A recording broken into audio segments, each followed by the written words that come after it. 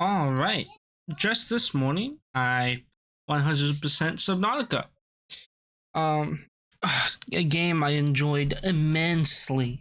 Um, it's, it's something that I've started in the past, and just haven't fully finished before. That it did not take me 40 hours. I would probably say like 20, maybe to 25. There was a save file that I had that was like 10 or 11 hours that I deleted.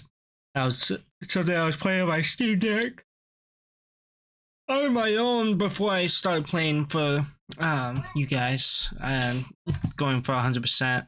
Um, but I got around to it. Only took me like 25ish hours. I got every single achievement. Um, Majority of it, dude, I bombed through this game in like 3 days. Um, but yeah, like all reviews for my 100% videos, I always start with the cons and then I move on to the pros. I will say the base building is pretty finicky. There's sometimes if you pick a bad spot, it just sucks. And there's no real way to like. Um, there's such a vast difference between the base building and Subnautica 2 and this. This one is very modular. Um, to be fair, so is Subnautica 2's base building, but with Subnautica 2, you can edit how the building is shaped, you can change it. There's plenty of ways to like expand or reduce in size or change how your base looks compared to when the first game, this game, it's very modular. It's like you have a multi-purpose room, a large room, you got specific types of tunnels, and that's it. You can put glass windows on them or reinforce them because you have to think about structural integrity. And it uses up a lot of resources. Ultimately, it's not terrible, but it's definitely a con. Like, I wish they spent more time on the base building. Granted, it seems like they took a lot of feedback to heart and Subnautica 2. I will say my next point would be the power transmitters suck, and they work weirdly. They're just ass. They're trying to do thermal plant power, and it just was weird. I didn't know yet. I thought you could just put one on your base and then feed it to the spot and build power, thermal plants around that spot, and it would feed back. But that's not the case at all. You're supposed to build the thermal plant first and then feed the power back to your base, and I think that's just kind of dumb. I think you should be able to do it either or.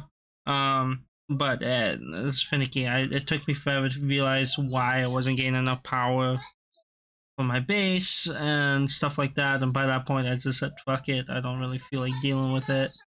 And then I made a second base, and it was a lot better.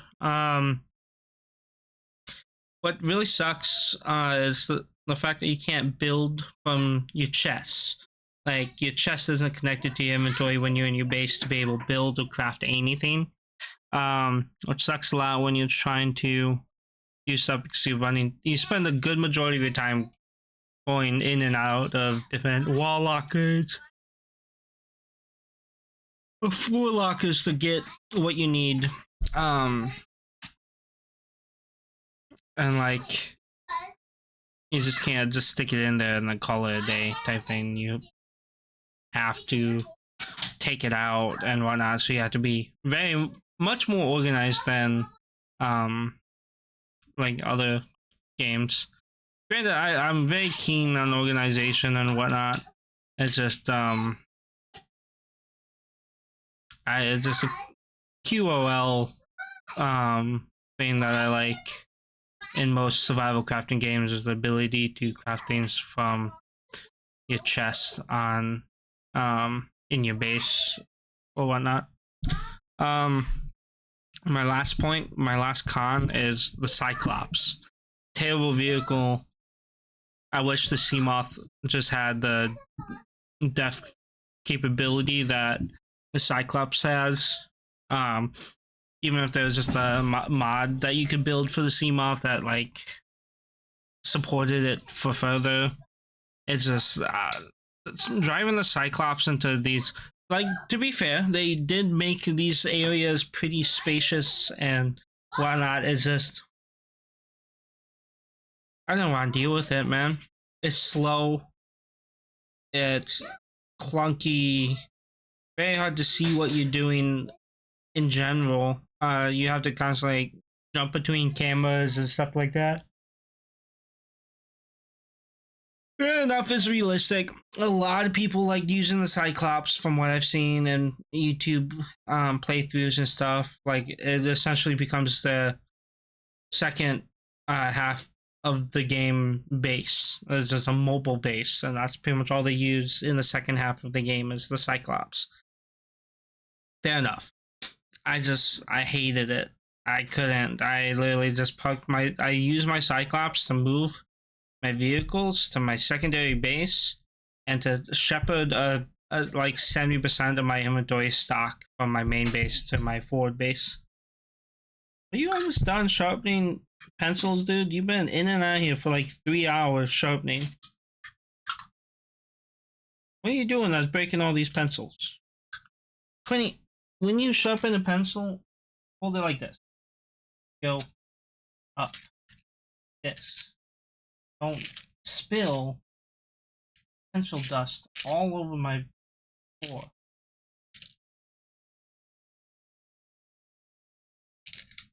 Okay. Oh. Stop coming in here. Another pencil breaks, it breaks. Anyways. Sorry. I can't cut that out. Moving on to the posts. The story is amazing, and there's a lot of lore pieces that help build the world you crash into. There's like all the scannable objects and creatures and whatnot that give you pieces of lore of the planet, and also just the data entries, the crash logs, everything. It just builds this whole story of what's going on, and whatnot, and why you're there, and everything. And it just really coalesces really nicely. Exploration in the game is terrifying, fucking bone chilling. But it is the most rewarding and like fun experience. Just facing your fears of going into open waters, trying to find wrecks or blueprints or materials or whatnot. There's just so much to find. There's plenty of biomes. It's just a fun experience overall exploring through this world. I had a lot of fun. And even though the base building is finicky and very modular, it's just the designing of your base and aspects of that is still really fun. You can really create some really cool looking bases. I didn't really spend too much time because I didn't want to grind out all the materials. It would have easily elongated my playthrough another like 10 hours if I did that, trying to grind out. I kind of did. There was a morning where I didn't record and I just went around collecting stuff around my base and expanding my base and stuff like that. There's plenty of crafting recipes that will keep you busy, kind of direct you in the path that you should be taking to progress into the game. And I will say that the Seamoth and the Prawn Suit are the best vehicles in the game. Like I said, I really hated the Cyclops. I hardly ever used it. But I used the Seamoth and the Prawn Suit essentially for the whole game. That's what I like to do. And the ability to design all your vehicles, even the Neptune rocket, is just fun. You know, coloring them, naming them. I gave them all like feminine names, and I kept the first letter of like Seamoth. I called it Suki. Kept the S, and I just kept the first letter of the name of the vehicle, and I named it a feminine name based off that first letter. It's just something weird I wanted to do, and I did it, and I had fun doing it. So, like, there's a fun little aspect with that. The music's for each biome is it causes chills. Like you enter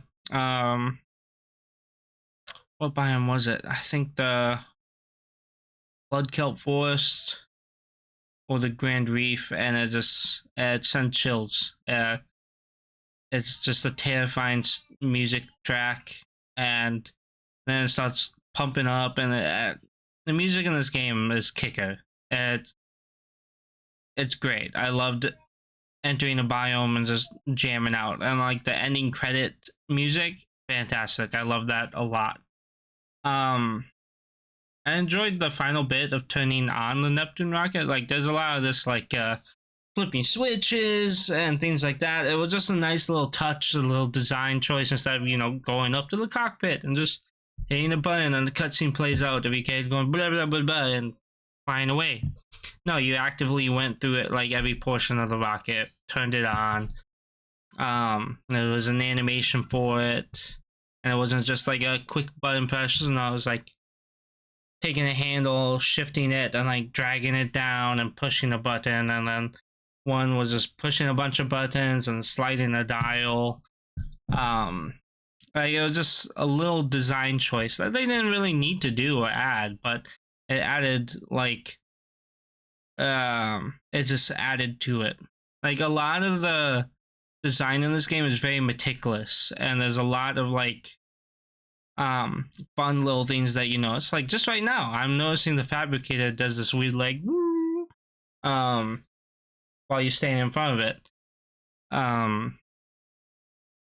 So like I do think that there's a lot of that. You can tell the team took a long time and took a lot of care of the game, which makes it for me an easy 9 out of 10. There's just a decent amount of problems, not really problems, but more like personal things that I was like, I wish, or this could be better. That would have made it a 10 if it didn't have those problems that I felt like it did. But for me, it is easily a 9 out of 10, which is fantastic for a survival crafting game. What the fuck? Oh, that's because I was looking up something. Never mind. So confused. I like touched the back of my head, and then again, it looked like it swapped to Internet Explorer. But not Internet Explorer, is that Microsoft Edge? Regardless, for a survival crafting game to be this good is very unheard of. Most survival crafting games either stop getting stuff made for it, or like it's in early access and it stays forever in early access, or they don't listen to people's feedback and they don't add a bunch of quality of life stuff that people are asking for, or anything like that, and it usually falls flat. Or the design choice, they were going with one way and they just stopped, or there's like not a gripping story that keeps you kind of entertained as you go through. Not necessarily a survival crafting game has to have a story, but at least like maybe something to guide you down the path to further your recipe gaining or your crafting, because like I said, like it slowly started building up on like what you needed. You need these materials for this recipe, but all of this are in biomes that are deeper or further away from the safe shallows that will cause you to explore and experience new things, see new Leviathan class creatures. So there's just plenty in here in this game that makes it worth it. I loved every second of playing through it. It wasn't like I was sitting here like, oh, I don't want to play no more. I'm tired of this. 20 hours in, I was grinding away. All I could think about at work was, oh, I wish I was home playing Subnautica. So yeah, for me, easy 9 out of 10. I loved it, and I hope you guys play the game. At some point, I know a lot of people are playing the uh, Subnautica 2 and then enjoying it. I highly recommend coming back and playing this game. It's what I did. And yeah. Thank you guys for watching my review, and I will catch you guys next time. Go here.